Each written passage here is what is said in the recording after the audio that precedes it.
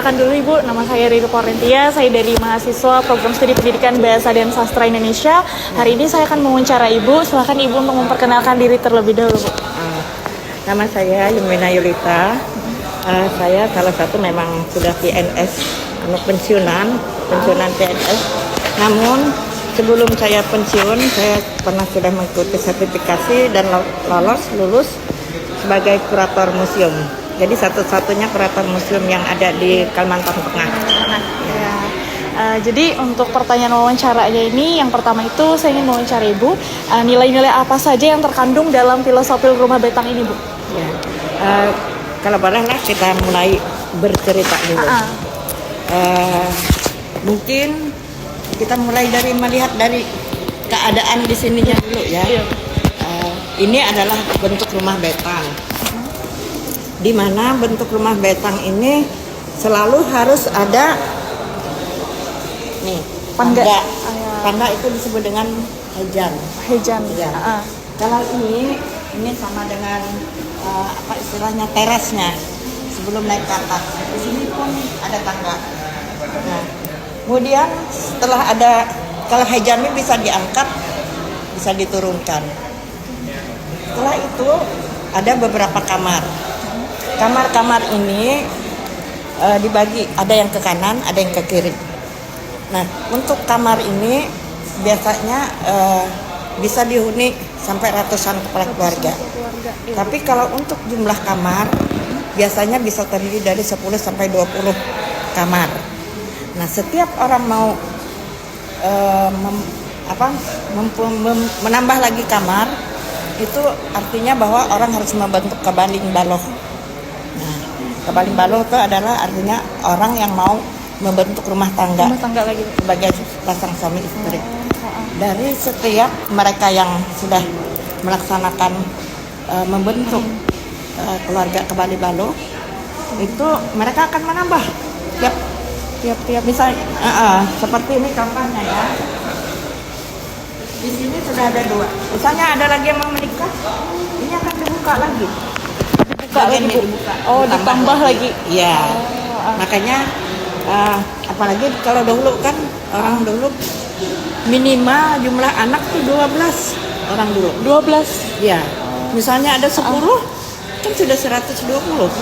Jadi tidak heran kalau orang tinggal di dalam rumah betang ini ratusan 100 sampai 200 orang bisa tinggal di dalamnya. Nah, setelah itu lagi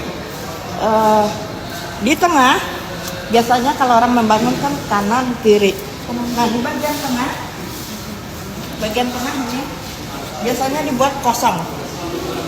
Itu sebagai tempat ruang untuk musyawarah.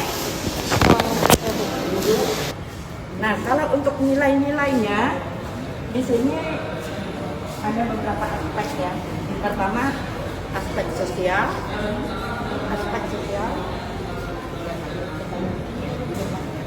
Jadi aspek sosialnya di sini menunjukkan bahwa orang Dayak ini untuk aspek sosialnya mereka tidak ada membedakan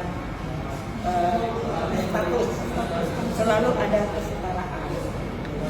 Kemudian lagi mereka kalau mau membangun menambah rumah ini juga tidak sembarangan. Mereka harus mengikuti aturan kekerabatan. Misalnya pertama kali misalnya kan dia punya 4 saudara. 4 saudara ini kan pasti mereka punya anak sendiri. Nah, kalau yang di sini misalnya dia punya keturunan lagi, ya keturunan yang lain. Yang dari sana, yang dari sana dia akan mengambil. Kenapa? Karena untuk memudahkan melihat silsilah keturunan mereka, itu untuk dari mereka mulai tinggal sampai berapa keturunan.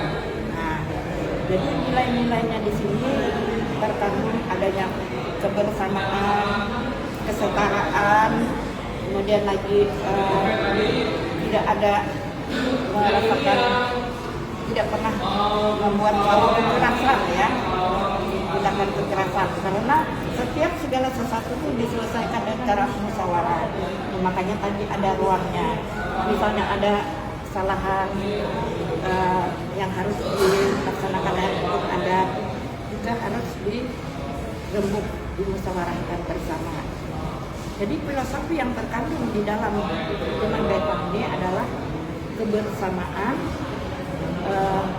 meski perbedaan dalam agama, status, ras, bangsa, pendidikan dan sebagainya itu meskipun dalam perbedaan tapi selalu dalam kebersamaan, hidup dalam keharmonisan.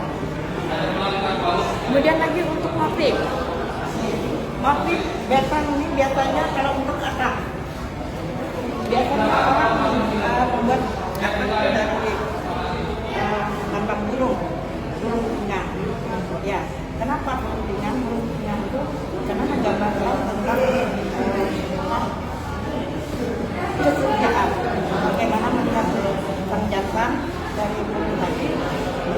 Kalau dia memberi makan untuk yang betina, dari dia sejak bertelur sampai menetas, dia setia selalu menjaga, selalu nafkah pada betina.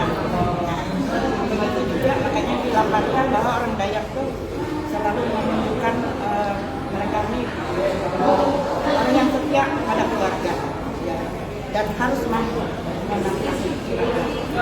Setelah itu lagi, kadang kalau kalian lihat untuk patung-patung, kalau ini disebut sapulu ya, kalau dia tidak pernah ditibakan dia tidak bisa disebut patung, tapi disebut patung. Ya, kalau untuk patung ini biasanya ada disebut dengan motif tetap,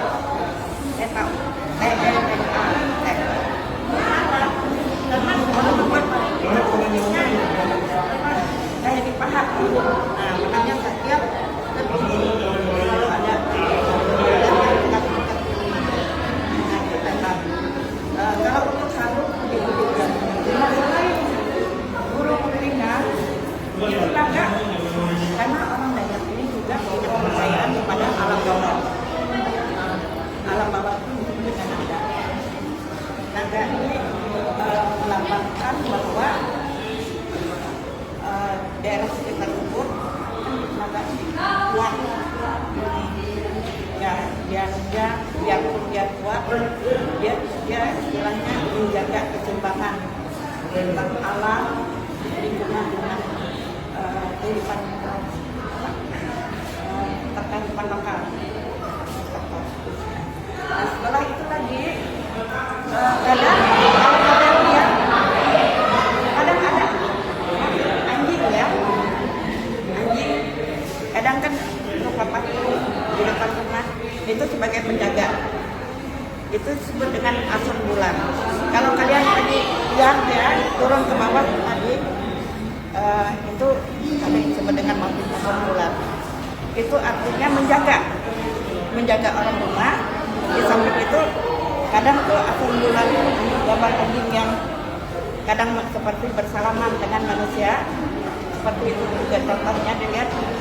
Ya, dia melihat dan dia berdiri begitu. Itu maksudnya adalah orang rumah ini menerima siapapun orang yang mau masuk ke dalam rumah dengan rasa ketulusan, keikhlasan, tidak mencurigai orang dahulu. Nah, tapi biarpun begitu, orang Dayak juga masih punya satu harga diri, dua punya prinsip hidup. Kalau kalian dengar bahasa Indonesia kan di mana bumi ya langit hidup. Nah, kalau bahasa Dayaknya sempurna pinang bijak, mereka langit hijau, mereka sumpah ileka. Sumpah itu kayak untuk ini, untuk yang nakar segala berat, segala apa. Tapi dalam bahasa Dayak artinya misalnya apapun ada yang kelakuan kita yang kurang baik itu harus ditinggalkan.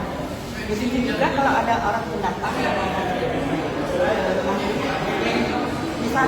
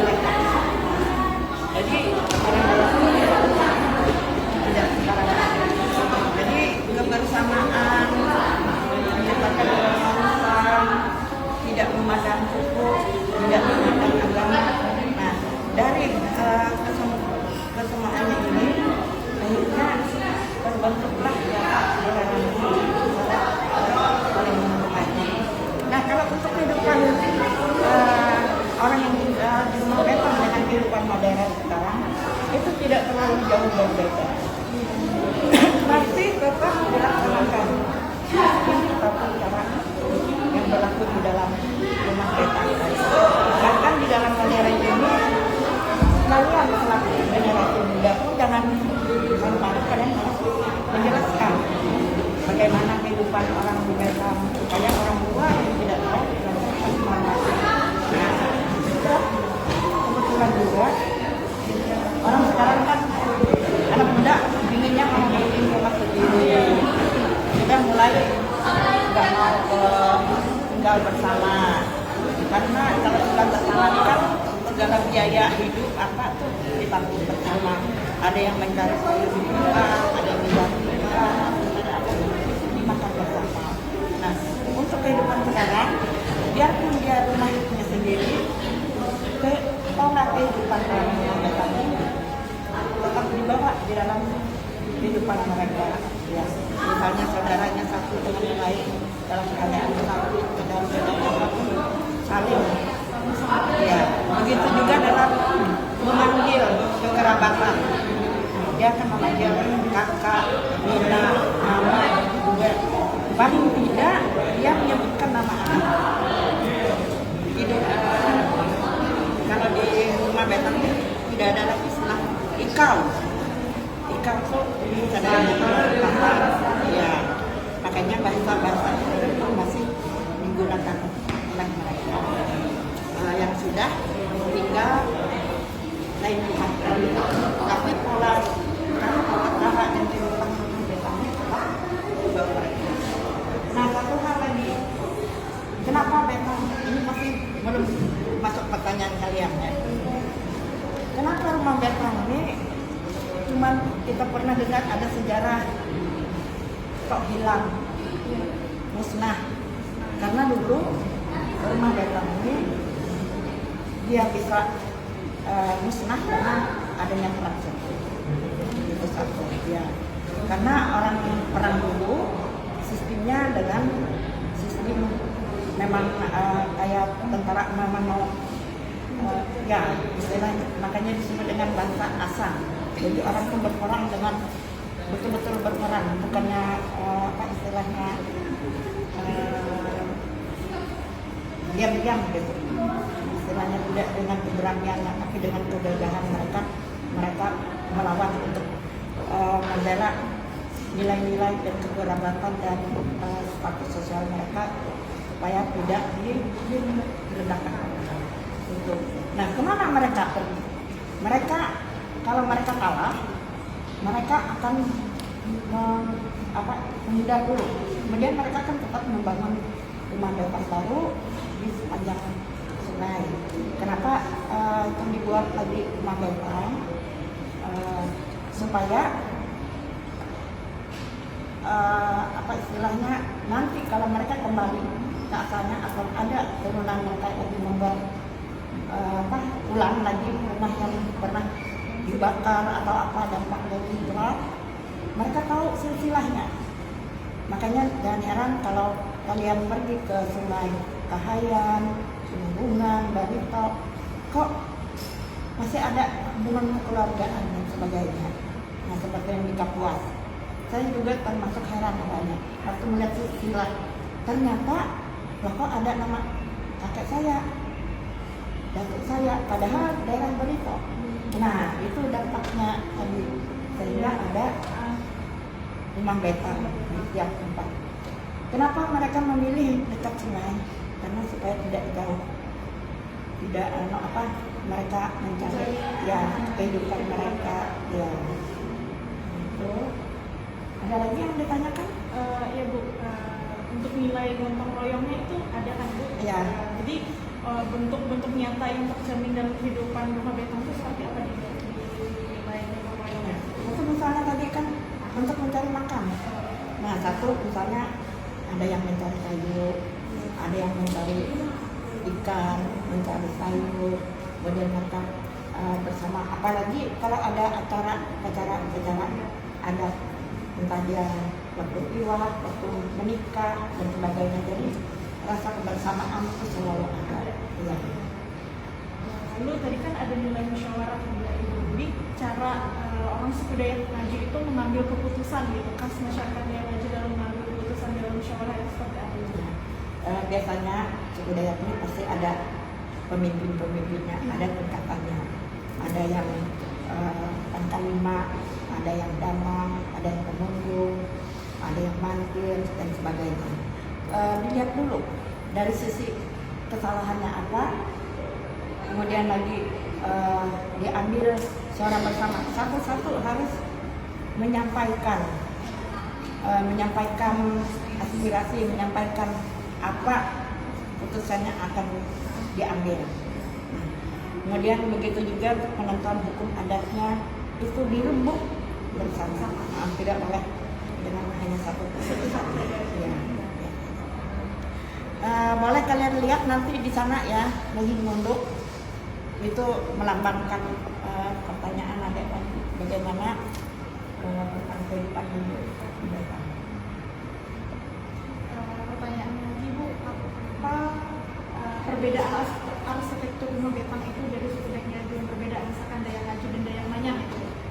Oh, kalau Dayak Ngaju, maka sebenarnya memang sifatnya rumah panjang namanya.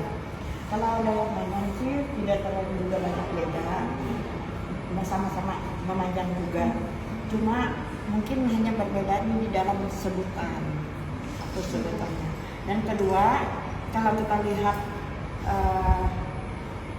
orang yang di Barting yang dekat perbatasan Kalsel, kan di sana ada suku Dayak Laksador yang tinggal sekarang karena wilayah mereka sudah masuk Kalsel. Kalau dulu kan waktu masih belum ada pembagian kan, waktu kita masih bersatu dan Kalsel belum menjadi provinsi, itu wilayah masuk Barting dulu. Tapi karena sudah pembagian